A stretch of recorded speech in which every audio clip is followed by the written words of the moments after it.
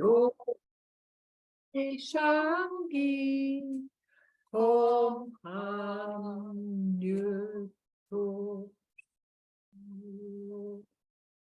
And let's do our the four limitless contemplations. Sorry, just coming now. May all beings have happiness and create the causes of happiness. May they all be free from suffering and creating the causes of suffering. May they find that noble happiness which can never be tainted by suffering. May they attain universal impartial compassion, free of worldly bias towards friends and enemies. Semjeng damje dewatang dewe jutang den bajutik dungal tang dungal chichu tang trawajutik dungal mepe dewa tampatang minrawajutik nering chaktang nitang trawe tangnong chimpo lane pa juche. So tonight we're going to do emotional intelligence the Buddhist way. And I really want to look at this in quite a different way, if I possibly can tonight, because I think EQ is a very important thing. And I think when people haven't got EQ, it's really difficult. However, when you look at it from a Buddhist point of view, it actually, things look very different to when you look at them from a psychological or physiological point of view. So if we can we have that one teacher and pupil look on the brighter, more positive side of a D-. Oh, I sound like a croak tonight. Have you got that one? That cartoon, because cartoons lend themselves to EQ. Okay, so it's called teacher and pupil look on the on the brighter side and more positive of a D-. So she goes up to the teacher and she says, "Ma'am, about this D- on my report card, D is certainly a wonderful letter. It's probably one of the most important letters in our alphabet. By itself, it has dignity. When you put a minus in front of it, however, it loses that dignity. It appears drained. Put a plus in front of that D, ma'am, and it changes completely. You've placed a sword in its hand. It gives it power and strength." And then she goes, "I see. No, oh, that's all right. I understand." She comes back to her desk and she said she couldn't change my grade, but she said if she's ever on trial for her life, she'd want me for her attorney. Okay, so I think that's a beautiful, lovely example, thanks, Fee, of emotional intelligence versus your IQ, which is completely different. So the questions that I want to look at tonight is, what is emotional intelligence, EQ? Is EQ more important for people than IQ? And why do some people with high IQs flounder in life, whereas people with average to low IQs flourish? Now, to answer those questions, it's a huge subject as it is, and I'm not going to go into too much detail of the subject. But if you add Buddhist philosophy and principles, we're talking about a subject in EQ that could change your whole life and your relationship with the world. So Daniel Goleman is the star of emotional intelligence, and he does it the Buddhist way and was very in touch with the Dalai Lama. So they had many, many conversations about EQ and everything. So he starts off with a beautiful story of this bus driver.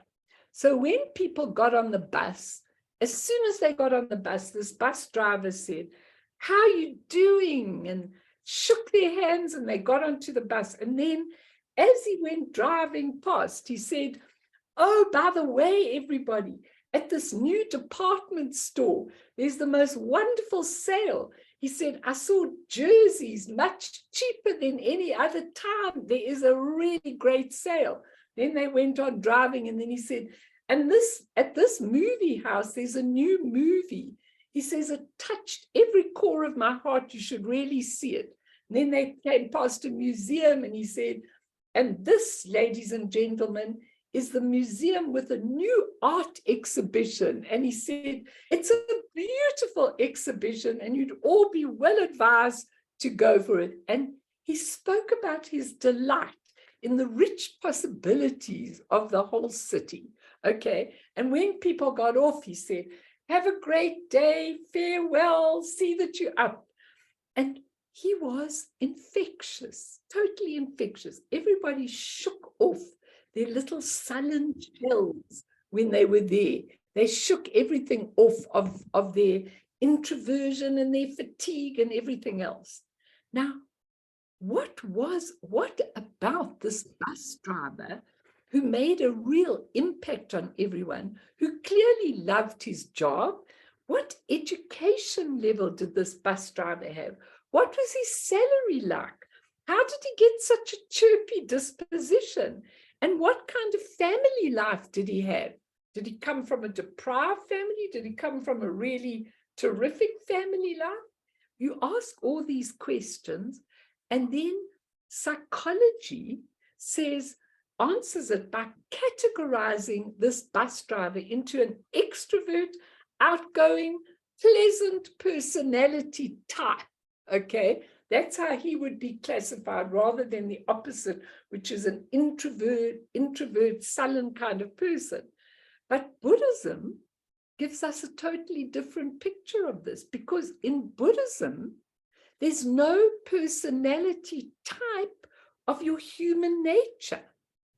Your human nature is just a temporary, transient drama in which, in the case of this bus driver, his karma plays a big role, relatively speaking, and the karmic imprints from previous lives also make a big role in your EQ and in everything as well, in your IQ.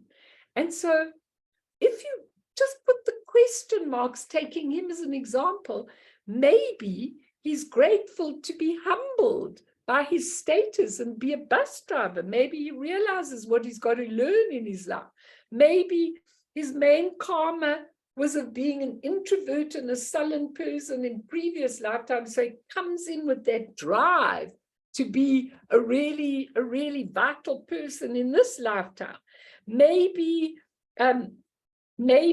he's a true bodhisattva, and he's just come into this humble role, and he loves giving to people, and he needs this in his life. So when we look at an individual, karma is a very complex subject with so many variables, and we can only answer his reasons with a deep examination and insight, and reading his karmic imprints in his alaya consciousness, particularly the repetitive ones. That's a very interesting thing, and I'll throw it open in a few moments, because I really want to, and I want us to do 2 meditations at least. But we've got to answer the question tonight. Why do some people with high IQs, and if you look back in school, I know a whole stack of these brilliant people at high school. They got like 8 distinctions, they did extra subjects and everything. Why do the brilliant people often, not always, flounder in life? Whereas people with moderate IQ, moderate marks at school and things like that succeed. The answer to that question lies in their emotional intelligence, the EQ, and in their karmic history when we add a Buddhist approach. So we're asking the question tonight, what brings people to where they are? I know that for me, emotional intelligence was always important. And if you looked in any of my classes, if anything had to be said to the teachers, they'd all come to me. You go, Melanie, you go and say it to the teacher. I always had to get into trouble because I was always the spokesman and things like that. It was just in my nature from a very young age. I always went and spoke to people. Now, other people can be brilliant, but they don't know how to manage their emotions at all. So they might be introvert. You might have lots of times in a business, You have an absolutely brilliant boss who really does his work and he has no clue how to handle his employees, none whatsoever. So if we look at a definition of EQ, emotional intelligence, we'll just do a short one. The first most important definition is having self-awareness. Now, it's an interesting one because if you define self-awareness in psychology, it means knowing your emotions, knowing who you are, recognizing your emotions as they happen, and it's a kind of a self-understanding. But as we'll talk a little more, when you move into Buddhism, it's kind of got a different meaning, because self-awareness in psychology means you're aware of the self and what the self is functioning. Whereas in Buddhism, there is no self, the Buddha taught. There is no persona. It's just a role that you're playing for a temporary drama. And in Buddhist terms, self-awareness has actually got a very different meaning, because self-awareness means aware of itself, not aware of the self of who you are, which is quite a completely different meaning. And so it actually means awareness, which means that with deep awareness, we know the truth of everything, including the self and the role we play. We know what it's all about. So, for example, if you've got self-awareness from a Buddhist point of view, then you look at your life. And when you see your life is difficult and difficult people are there, you actually understand, listen, this has got to be because I've got that imprint of having imposed myself on other people, and now they're imposing on me, and I need to learn the lessons quick. It's a completely different thing. But emotional intelligence, as it's defined, EQ, is knowing yourself, knowing your emotions. But in Buddhism, we go a step further. It also means, in psychological terms, self-control and restraint. And that's very interesting, because without self-control, you may have moral deficiency. I saw on the television today that great pop star, whatever his name is, I didn't even know him, but he sexually abused a whole lot of young girls. And so he went to jail and things like, what's his name? Rolf Harris is not a pop star. Oh, what was he? Comedian. Oh, he's a comedian, Rolf Harris, or whatever his name was. And you look at that, and you look at that, and self-control and restraint is without, when you haven't got self-control, then it's very much easier to have moral deficiency in many, many ways, okay? It also means your zeal and your persistence, especially in adverse conditions.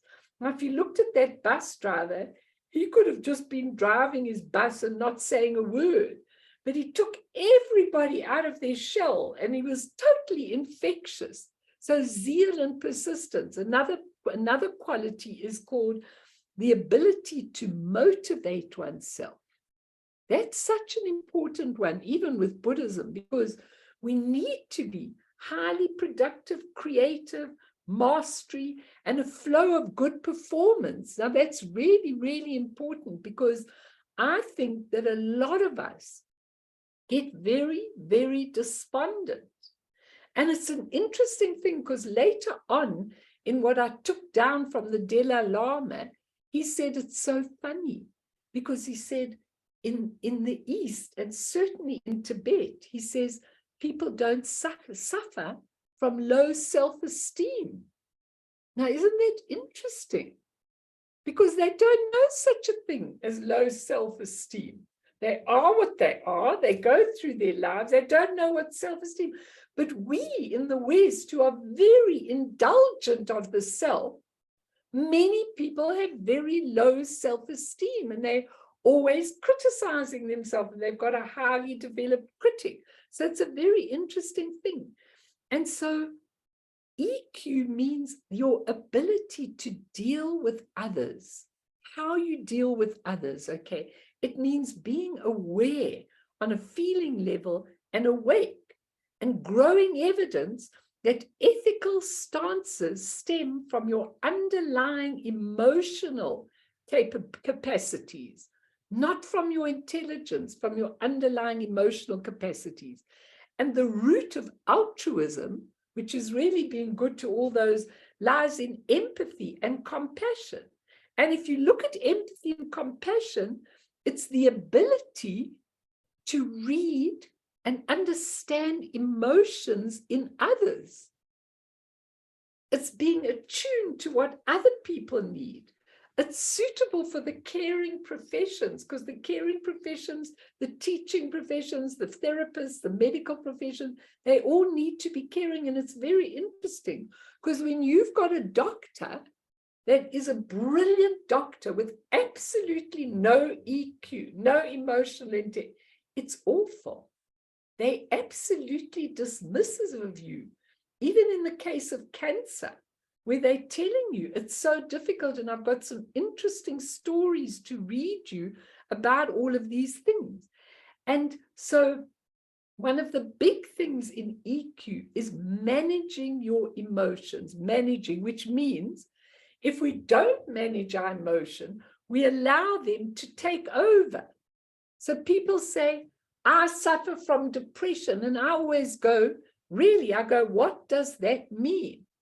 Could you rather say you're a person who often gets sad about things? Then at least there's a possibility to change that. But if you're a depressor, then you've got a label and that's it. Same with anxiety, same with anger. So managing your emotions, I'll give you a chance to talk in a minute. You bounce back easily when you can manage your emotions. You bounce back very, very easily. So it's very important. Now, I just want to compare that quickly, and then I want to just tell you 3 stories. I want to compare that with when Taisitu Rinpoche, he wrote, his topic was called the Dharma of the 5. And he said, a meritorial person, that means somebody who's got a lot of merit, has 5 qualities. Now, it would be very interesting to compare the 5 qualities that Taisitu gives of a meritorial person to what I've just said about the EQ. And these were what he said. He said, a level, tamed mind. Tameness maintains itself, it's calm and balanced. That's very similar to what the EQ said. And then he said, remaining gentle, surface and depth, no pretense. I thought that's so interesting, because I think most people in our world are pretending 90% of the time. And then he gave number 3, a straightforward person, truthful and just, no manipulation. Now that's so interesting, I thought, in his 5 characteristics. And then the 4th one was trustworthy, have self-worth and self-trust stable, which then has a little bit of flexibility. And the last one, he says, what to say, what to think, what to act in a way that is right. The right time, the right way, the right view, etc., etc. And he ended that by saying, when someone insults you, it doesn't make you waver. Now, I was thinking like this whole incident that happened with the Dalai Lama now, and him giving a Tibetan phrase and them saying he was a pervert or something, you know, they got hold of it, which he said was just a Chinese whole manipulation. But when you look at it, he wouldn't waver from that. He would be able to see that in a totally calm way and not to fall for it. Now, how do we get to this? So just to give you these 3 little stories, this one I think is really important. And I've given it to you before, but I think it's important for tonight. A man visited a huge stone yard in Europe, where workmen continued to add to the towers of a nearby building as they had for centuries. He asked one workman, what are you doing? The workman replied very wearily, my job is to square off stones and move them. Then he asked a second fellow, what are you doing? He replied, I'm a stone cutter, working so I can care for my wife and children and feed my family. A third man, performing the identical labor, looked up joyfully and replied, I am building a great cathedral. Now, if you look at these three replies, it's so interesting because how do we see things? If you work in a place where you're just one of millions and you don't get a lot of recognition, can you do that? Can you, in your own little way, affect a lot of people in the office and interact with them and make their lives amazing? And the second little story I want to tell you about, that EQ really starts in childhood. In the days when an ice cream sundae in America cost much less, a 10-year-old boy entered a hotel coffee shop and sat at a table. A waitress put a glass of water in front of him. How much is an ice cream sundae? He asked. 50 cents, replied the waitress. The little boy pulled his hand out of his pocket and studied the coins in it.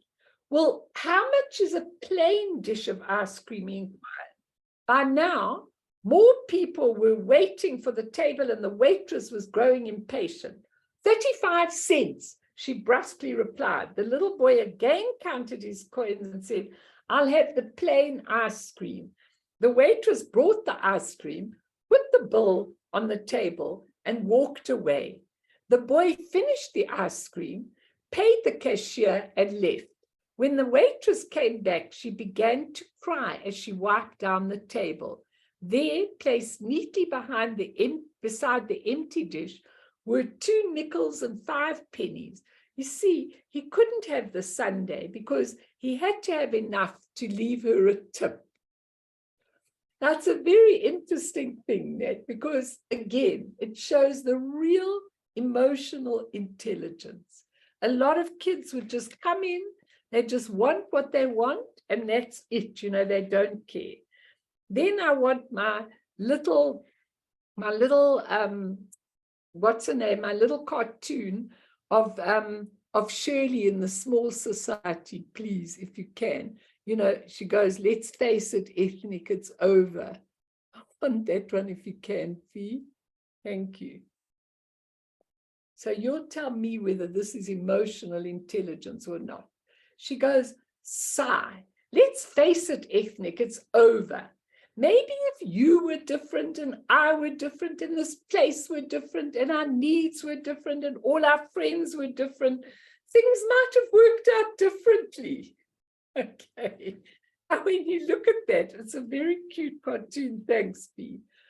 But it's so interesting because no creativity, probably smartly thought out when she gave it to him, but that's not emotional, and maybe things would have worked out differently. And the last little story that I want to give you happened to Rachel Remen in Fiji, and it's a very interesting thing because I think South Africa has the same kind of thing. She says, we are a nation of communicators, meaning the Americans, but communication is not always connection. I won't go into that. She says, these days, disconnection is a habit, a way of life. I'd not really felt how isolated I was until I spent a week in Fiji. Arriving at night and unpacking, I idly picked up the reading material left in my room by the hotel management. Under cultural differences, I was surprised to find in Fiji that it was considered good manners to acknowledge total strangers on the street. The brochure was quite specific, telling me not to be alarmed if I found myself greeted by strangers, and indeed, people would think it rude if I did not respond in kind. The proper form was to make eye contact and acknowledge each other either by nodding and smiling or by saying, boo la, as you walk past. In the place where I was raised, New York City, such a thing would be extremely unwise. Amused, I decided to try it. What this means in practice, she said, You walk down a street to the post office to buy a stamp for a postcard. On the way, you might pass 3 or 4 people, greeting each one with a nod or a boo-la and receiving their greeting. You buy your stamp, a transaction which only takes a moment, and walking back, you pass the very same people, and it's expected that you greet them again, even though you passed them by only moments ago. Annoying at first, but by the end of the week, it had become second nature.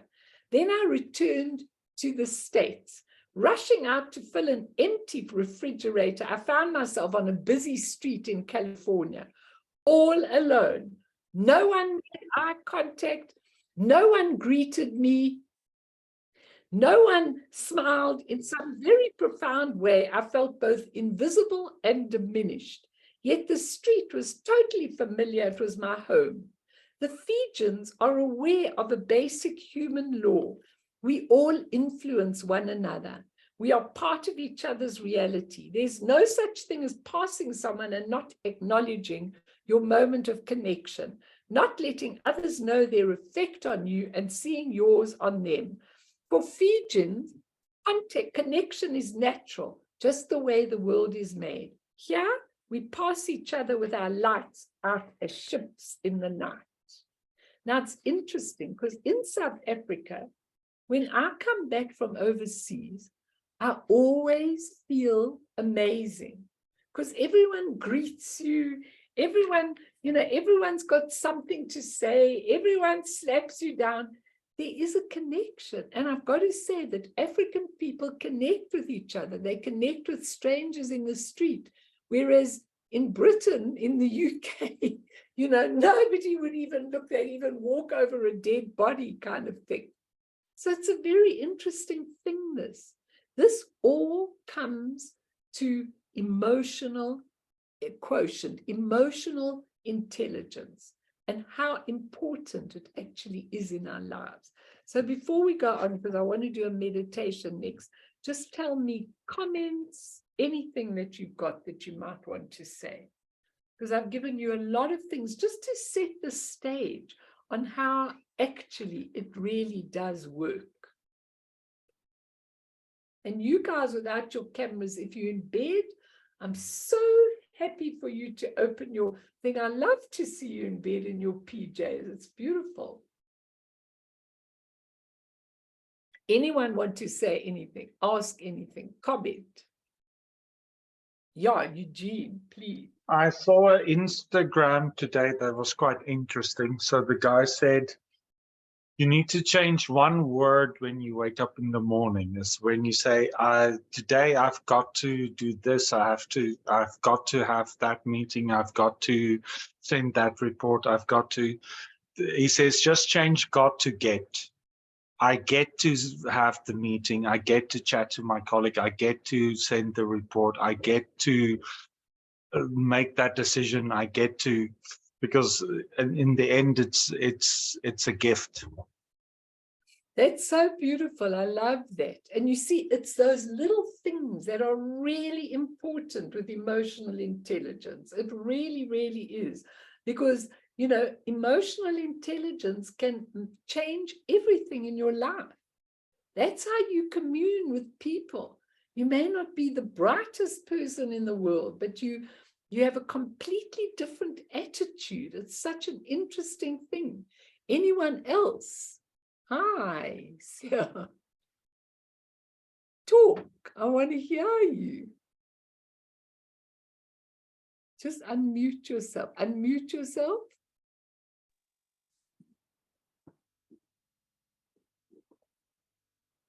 Mel? Yes, please. I think there was the story you told us of a guy in a taxi, and he was smiling and waving and winking to a very plain woman in another car. And the taxi driver said, how come? Why are you doing that? He said, imagine if she's a teacher, what a good day her pupils will have.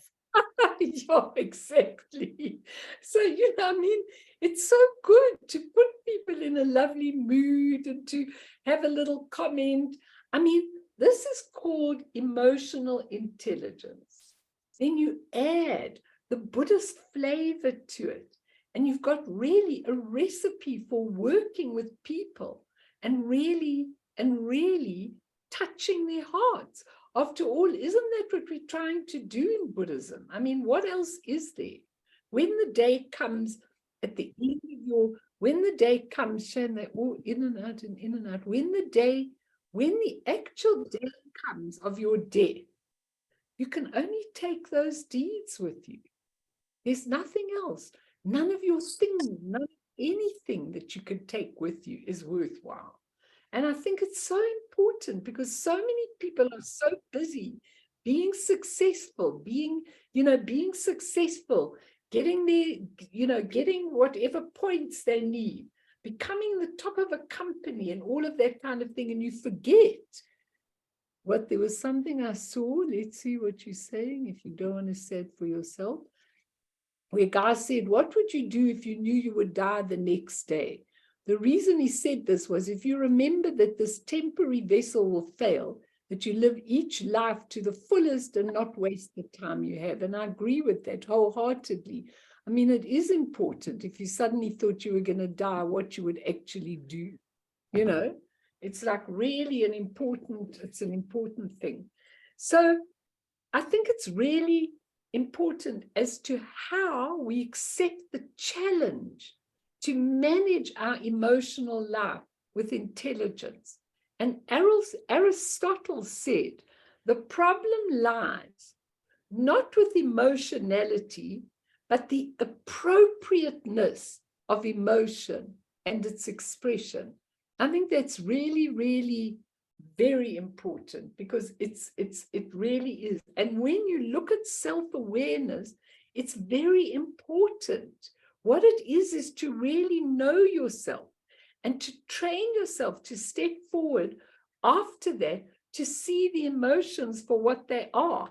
And I just want to read you Dajjam Rinpoche's quote. He says, awareness and mind are of the same essential nature, but in terms of their nature, when there is grasping, attaching, when there's grasping, okay, it's when there's grasping, it's called mind. When there's no grasping, it's called awareness. Now, isn't that interesting? And he says, although the dimensions of space are none other than the expanse of awareness itself, as vast as space may seem, it's no more vast than the nature of your own awareness. And he says, to know the totality of samsara and nirvana means to know the essential nature of existence, just as the displays of awareness.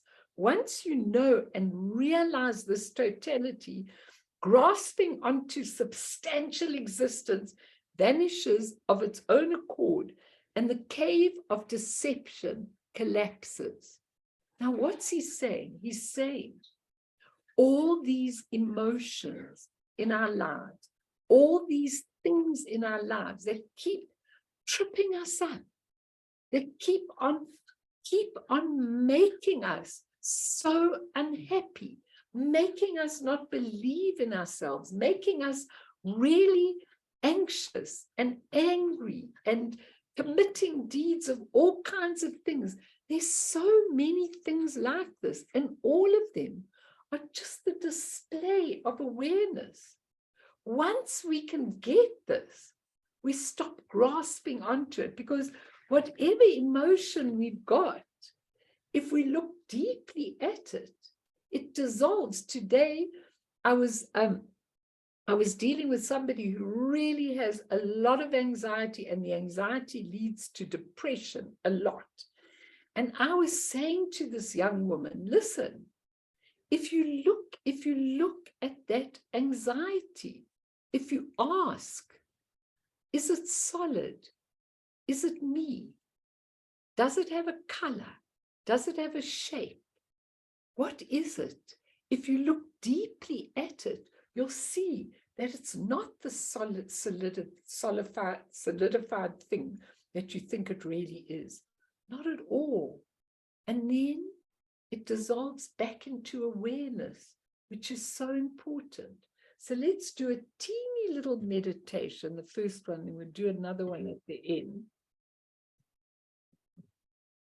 So I want you to breathe in and breathe out.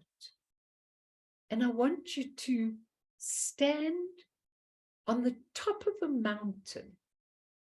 And it's a clear day. And you're standing on the top of this mountain. And your hair is blowing back in the breeze. There's just a light breeze. And when you stand on the mountain, you can see the pathway right back to your childhood, back to your infancy, maybe even back to the womb.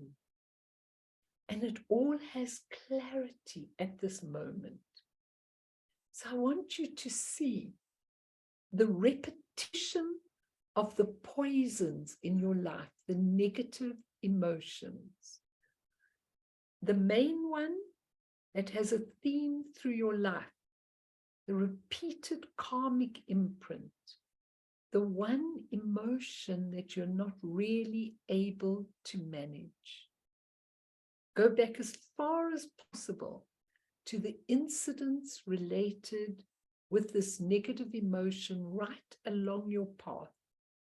Was it anxiety, fear, depression, hesitation, anger, rage, bad-temperedness, losing it quickly, despair, afraid to speak up, attachment, continual disappointment, envy, jealousy, quick to judge, inferiority, just to name a few.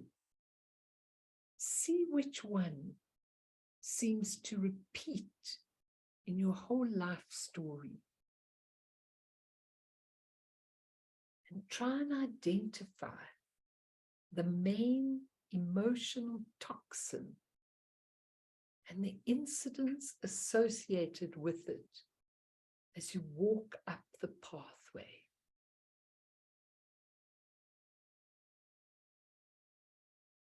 Just as though you are observing a life. No criticism, no judgment, no condemnation, just watching, paging through the album of your life.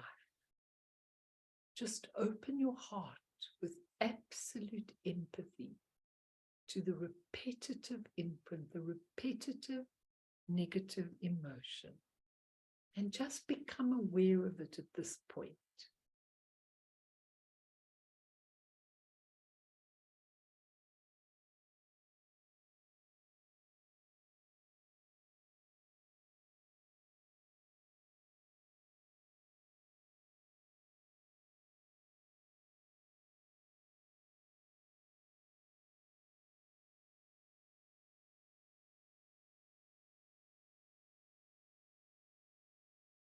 And once you've seen and identified it, I want you to look very, very deeply at the emotion, even the incidents associated with the emotion. And ask yourself, is this solid? Is this permanent? Is it me? What does it actually mean to me?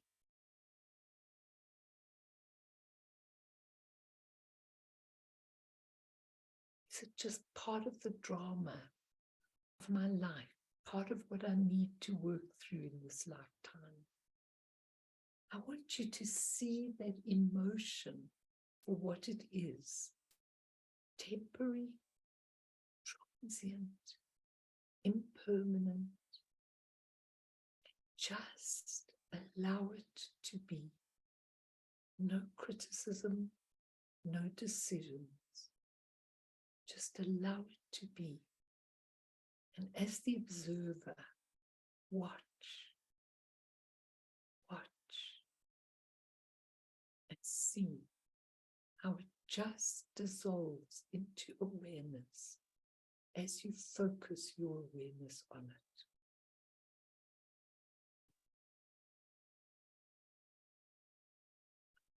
And then, since we are late, we're going to do the second meditation, which is really an important one.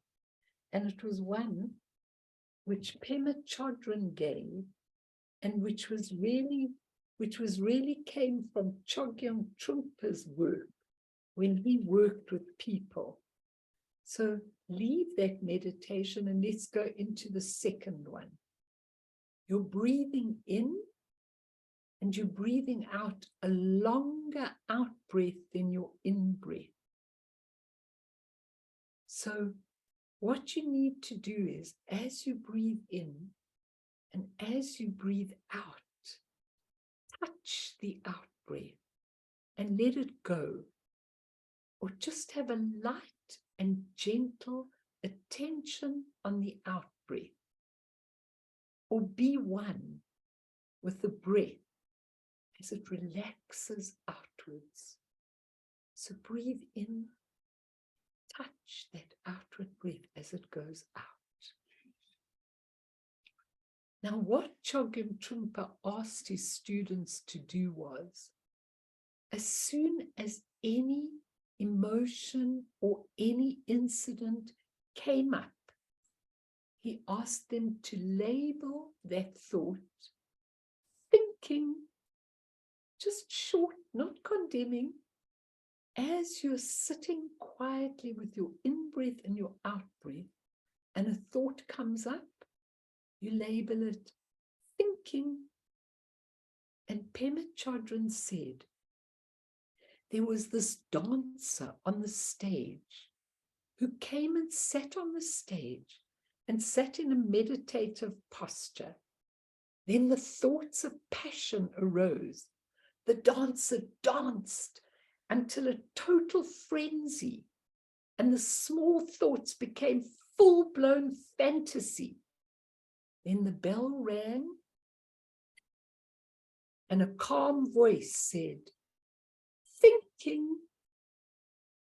And the dancer went back, relaxed into the meditation posture. And 5 seconds into the meditation, the dance of rage began, starting a small thought and then exploding wildly into a wild dance of rage. And then the bell went, thinking, and the dancer went back to sit in a meditation posture. Then it was the dance of loneliness, then of drowsiness, then of anxiety.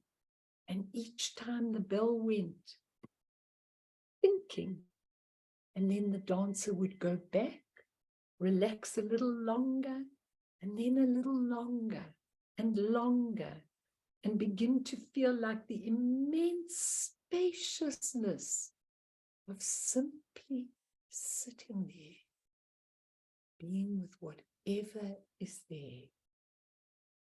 Saying, thinking brings about non-judgmentalness, a training in gentleness, maitri, unconditional friendliness to whatever arises in the mind.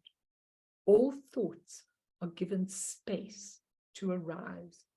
No hanging on, no replacing. Just allowing them into the space of your mind.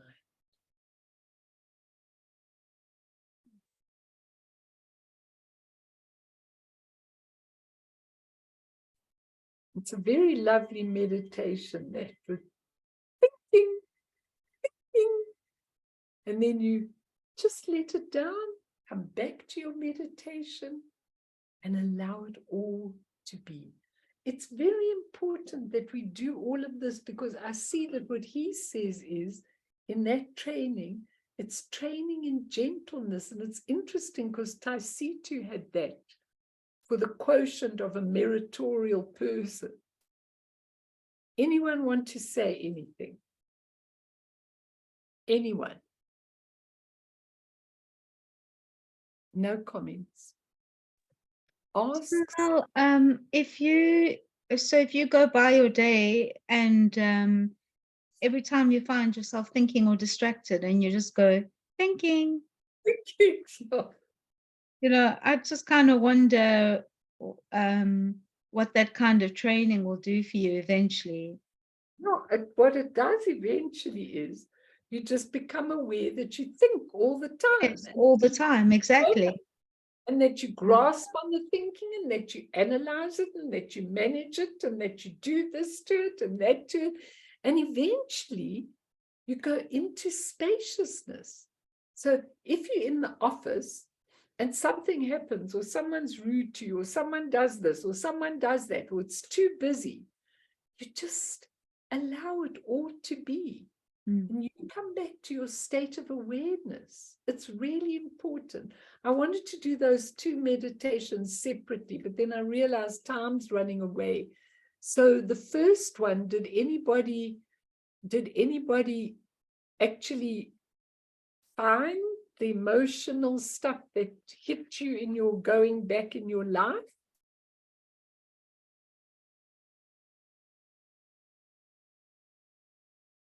Kim, did you?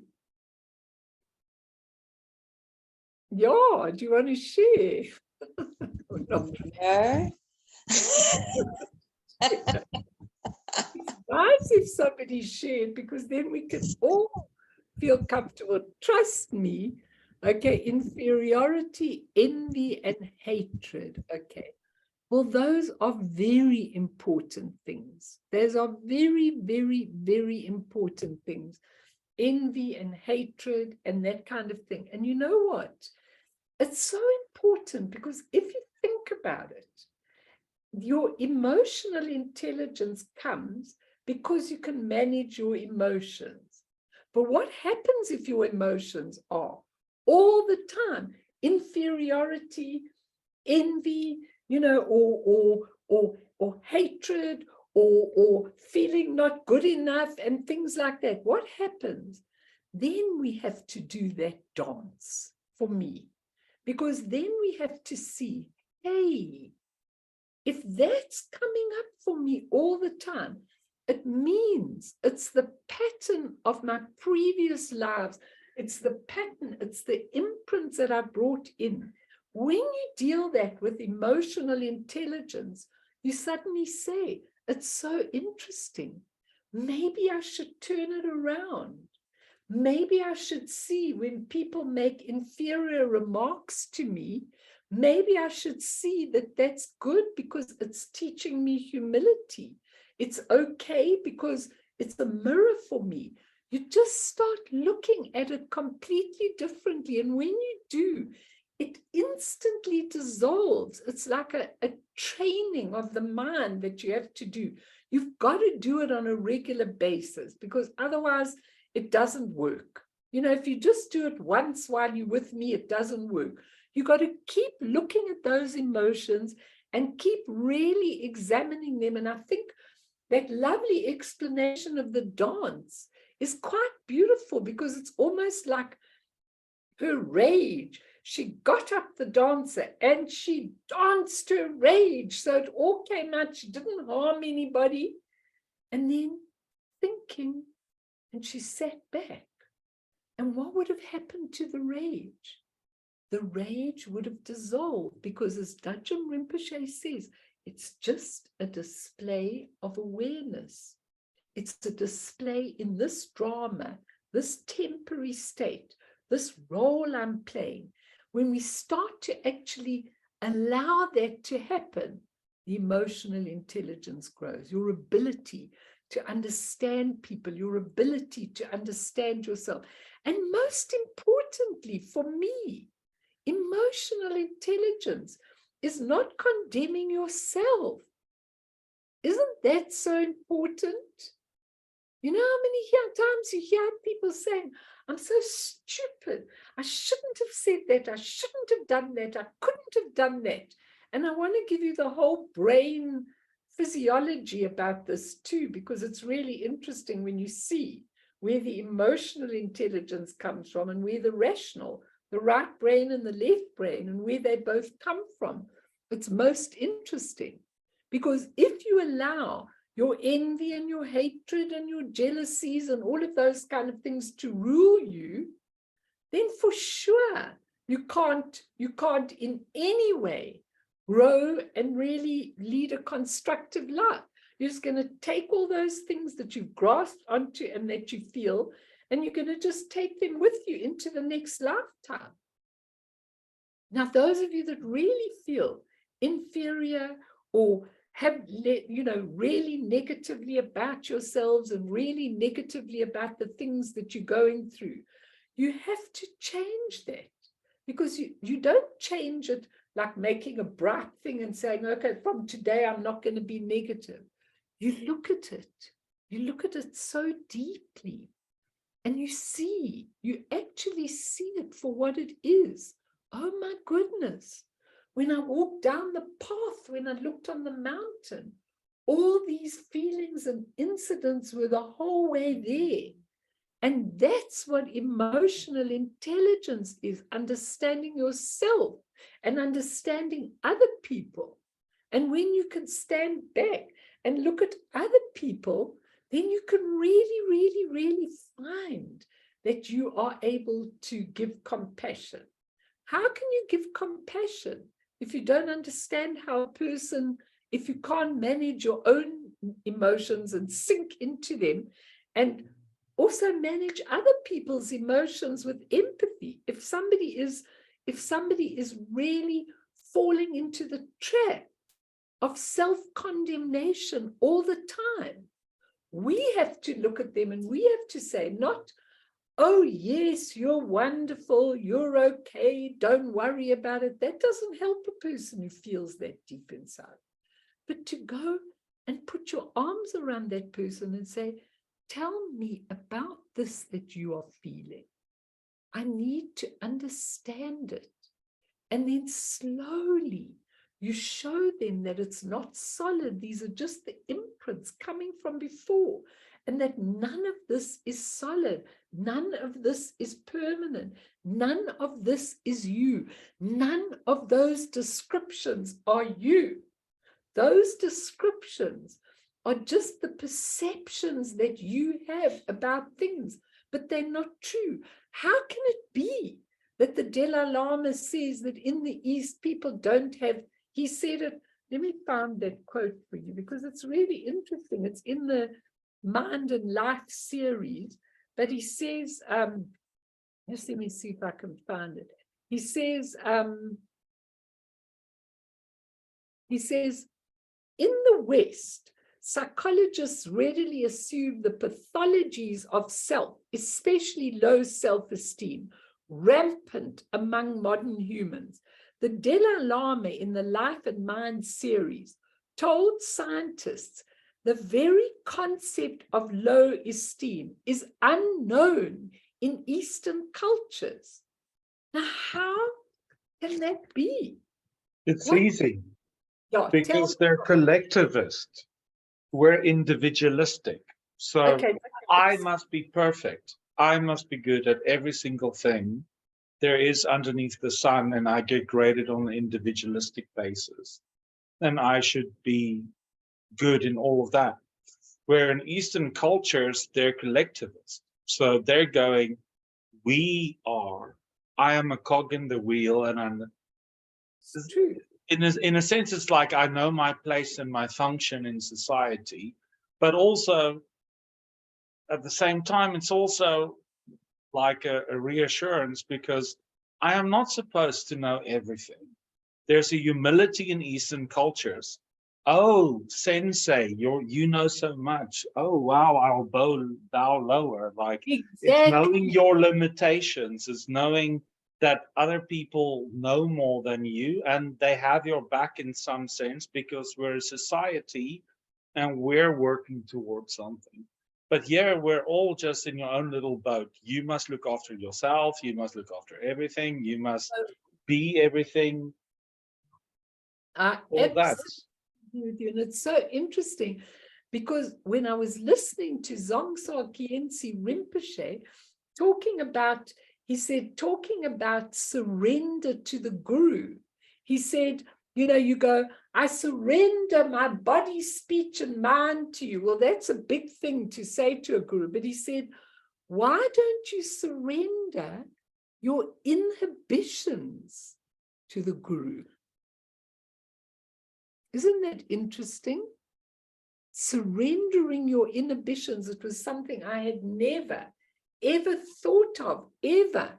Surrendering your inhibitions. In other words, surrendering the fact that you say, you're wonderful, I'm nothing, you know, or whatever the case is when you condemn yourself, you know, he's actually saying the inhibitions, surrender them.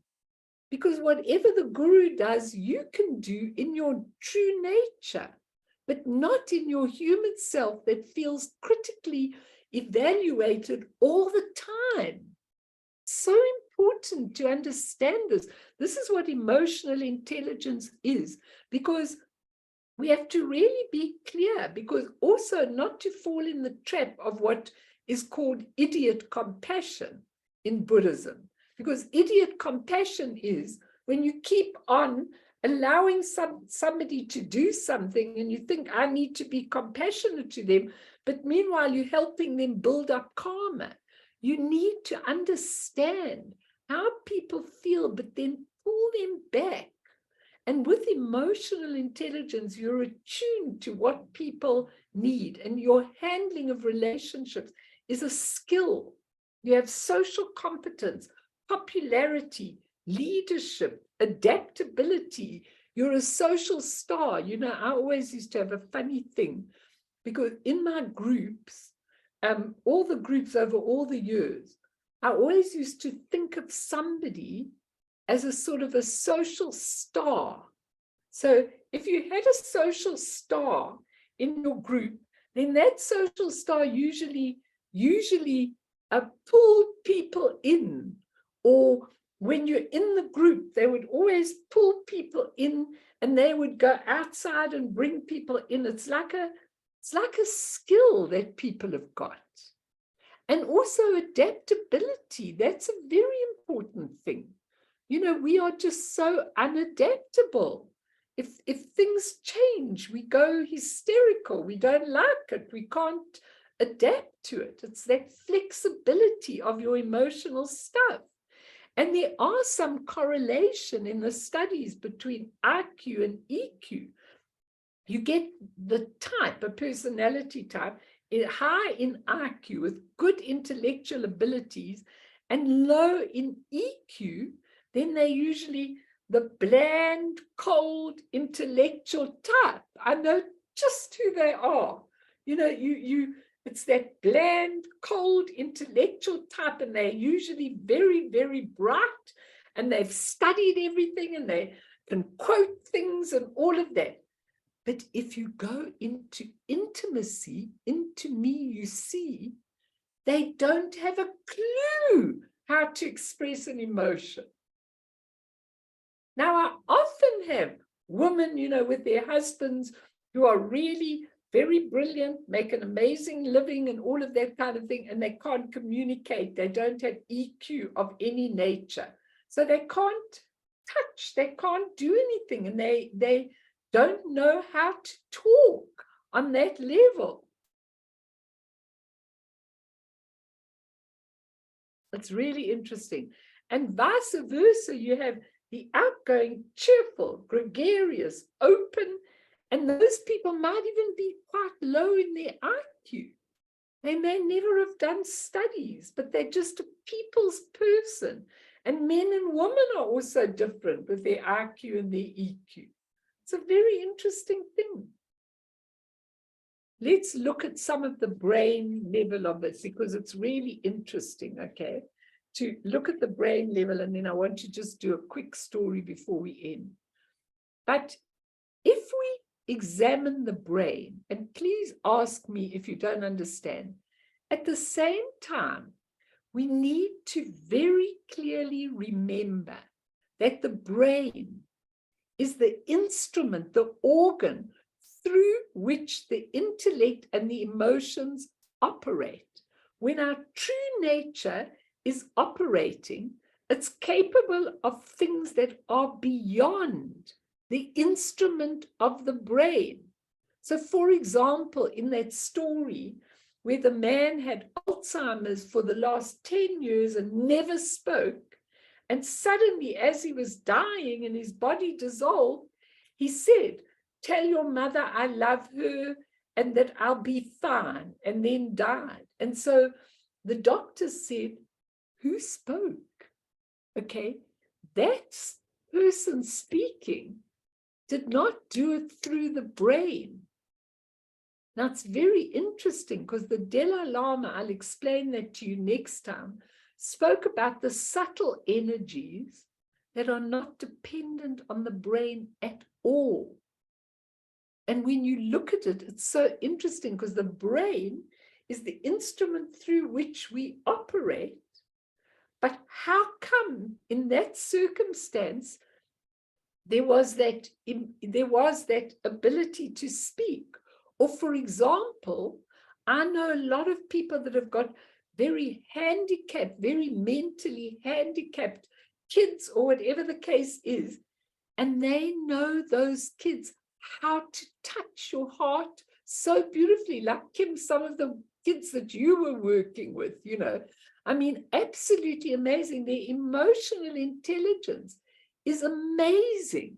Or you find a little child at school where they're 3 years old, and then one little boy didn't have enough to eat and he was crying, and there'll be other kids in the class, they're 3 years old, that'll just go on eating and take no notice. But there'll be the little child that will get up and take his food and give it to that child because he has an amazing development, not dependent on the handicap of the brain power, which is very interesting. Okay, so when you read it, it says it's as though people have two minds operating.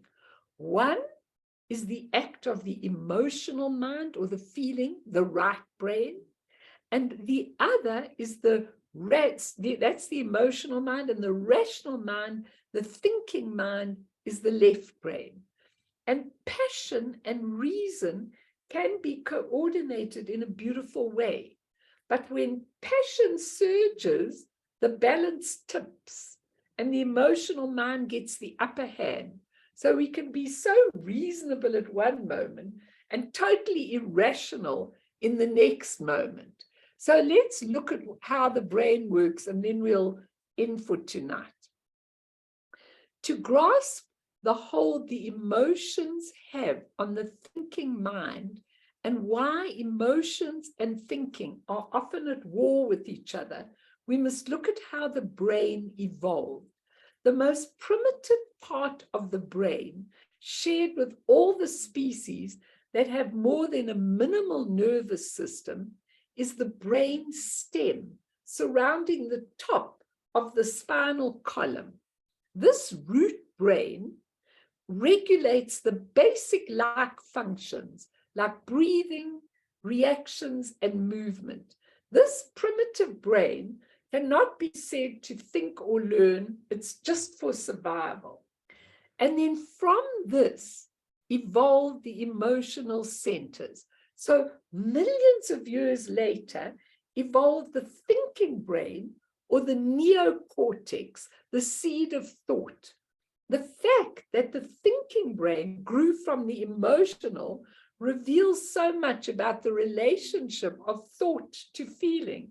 There was an emotional brain before a rational one.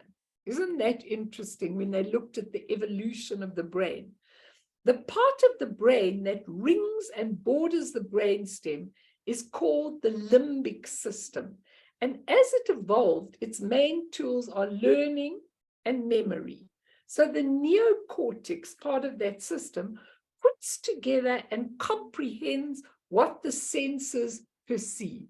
The neocortex allows for the subtlety and complexity of emotional life.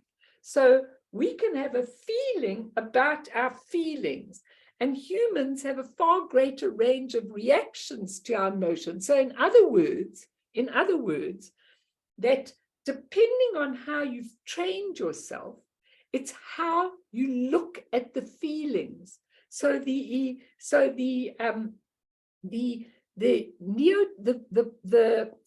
say this, the neocortex helps us to know the feeling about a feeling. So if you've got the feelings that were discussed here, Matthew, and they were like envy and hatred and negative self-esteem, you have the possibility, because we're talking now, to view that from a different point of view, because the neocortex of the brain is where you have it. But the amygdala is perched above the brainstem, and this is the specialist for emotional matters, a storehouse for the emotional memory.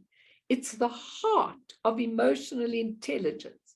The amygdala can take control over what we do, even as the thinking brain, the neocortex, is still coming to a decision.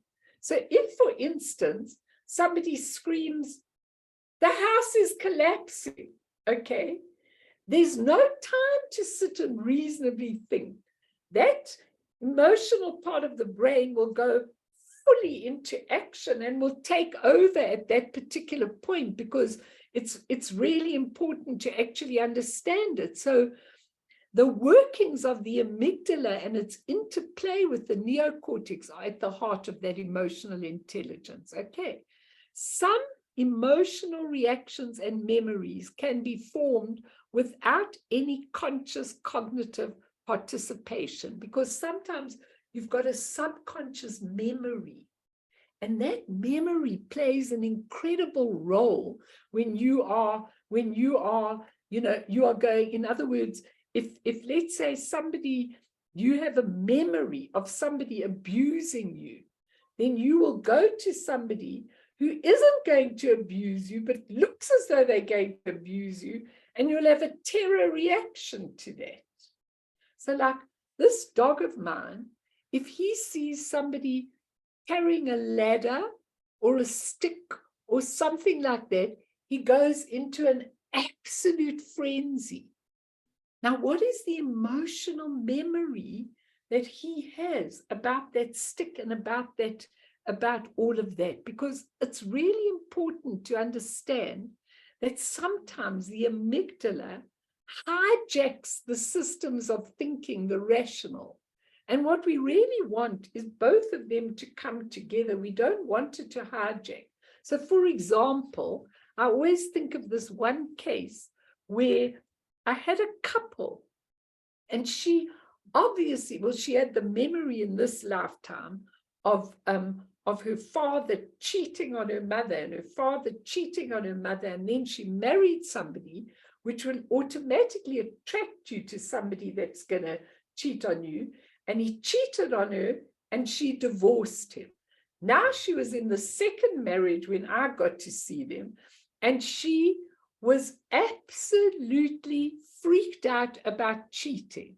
So what he had to do was, when he went here, he had to phone her. When he went there, he had to phone her. He had to tell her all day long where he was and what he was. And I remember actually that he said to me, muttering under his breath, this is so ridiculous that it could cause me to actually cheat on her because of this phoning all the time. I've told her I'm going here and it's fine. But that memory in the emotional part of the brain, the memory was so great that sometimes with that memory, you can actually cause it to happen. And that's exactly what happened with them. He did have an affair and she did divorce another husband. But it's almost as though her projections actually caused that. So the emotional mind is quicker than the rational mind. and it springs into action without analyzing what to consider what it's doing. It carries a strong sense of certainty, and you can't reason with a person at that point. Sometimes we think, oh my goodness, what did I do that for? A sign that the rational mind is now taking over when we go, why did I say that? What did I jump in and do this for? That's when the rational mind is taking over. And sometimes we simmer and brew in our thoughts before feeling. And here lies the key to training the mind. We don't want to take away spontaneity, but we don't want to harm people. So if you spring into a reaction, an emotional reaction, you could harm people. But if you think too long about everything, you could cramp the spontaneity in your own being. Can you all understand that? It's very, very interesting to look at how we compound. Physiologically, physically, and spiritually, we're completely different in our compilation. So how do we put this together? I really want to look at this next time. I want to look at it and see how, if you with Buddhism go that step, if you go for a step ahead. So for example, in the emotional mind, it reacts to the present as though it were the past. So if it feels something in somebody, it will react even though that situation isn't even happening in that particular person. And that's where the training of the mind is. That's where Taisitu is saying, you can train the mind to look at things differently. If somebody's doing something which is not nice to you, you can train the mind to see it as mirror-like wisdom. You can train the mind to react, of course, not to not be spontaneous, but not to react so that you harm someone in the end. Anyone want to say anything? And we'll end, because I think it's enough for tonight that, I think it's really enough. And there's lots and lots of other things to do, but I'll rather take them next time. Because it's a very vast subject, but it's all about your mind training. It's all about understanding how we respond and being able to let that emotional, that EQ, balance with the IQ, which is so important. Anyone want to ask or say anything? Because it's such an important subject, this. Eugene, what you said was really, really very valid. How do we get ourselves to be more collective? I mean, how do we get to be the thing child? is, it's like I deal with IT people all the time, and they're very much the blue that you're discussing. And you have to remember the world recognizes and rewards blue people. So we're looking for people and we're testing people for their analytical ability and testing for people with very low, or not low EQ, but like we're generally testing people for. We do test for self-control as well and self-regulation in psychometric assessments. But but in corporates, we test primarily for people who are dominant and primarily for people who are analytical. We don't test so much for people who are green, who are more about the wellness and connection and that kind of stuff. So is it any surprise that a lot of corporates have a lot of sociopaths and narcissists in them? So can we change it? Can we change the testing? Can people not come in and it's what drives our society, unfortunately, and businesses. So yeah, so it's part of the game. But the thing is, it's like it's a game. So, but the thing is, it's like with this kind of stuff, you just have to. Yeah, so I find a lot of the IT guys struggle to build relationships, and often a problem for tech people are that they do well and we make them managers, and then they struggle to read people and motivate people. Yeah, because exactly. they're techies, they're analytical, so they struggle with the between the line stuff and the EQ stuff. But the thing is, it's a blend. You get different people. So you get EQ people that do well in organizations, but then you get, yeah, it's interesting. It's such a fascinating subject, because if we don't change the world, they don't have to become EQ people. You need IQ as well. But if we don't change, and in Buddhism, we change It's by moving that way. It's moving that way. The world is moving more towards, there's a lot of research saying that humanities and storytelling, empathy are some of the key things that organizations worldwide are starting to look for I now. pray with So all my the days of, because AI is changing the game. So lawyers and like coders and that kind of stuff, artificial intelligence is going to be starting to do that. So actually people Do who are what? creatives and Do- humanists can really I innovate. disagree. You Huh? disagree? I Okay. disagree. I must respectfully disagree, because Oh, I think that as much as lawyers are being replaced by AI, I think we still have to have that emotional component to really settle matters. And I can only speak from my own That's my disposition point. So the as an EQ, the AI attorney. will do the manual stuff and write contracts and look for anomalies very quickly. But the thing is, the stuff that's really going to become valuable is your ability to innovate and create something truly unique, something truly creative, like stuff that people don't even know they need yet. That's going to be the differentiator in the future. I'm so scared when these AIs take over and they do contract. I'm scared of that. But I think that what Zelda is saying is so important, because I think it's, I mean, I think that if we don't change this world, and remember something very interesting before we end now, and then I'll stay if anyone wants to ask anything. Remember something. The last Buddha Shakyamuni, what he brought to the world was very, very interesting. He didn't teach at that high level of Vajrayana and all of that when he came into the world. He taught on a very basic level, but then he said he'd send somebody who would be able to teach this really vast teaching. Okay, that was Guru Rinpoche. Now, when Maitreya comes, who will be the next Buddha, I mean, the earth is still going to deteriorate a hell of a lot more. And then the next Buddha is going to come. There are going to be 1,004 Buddhas of this whole eon.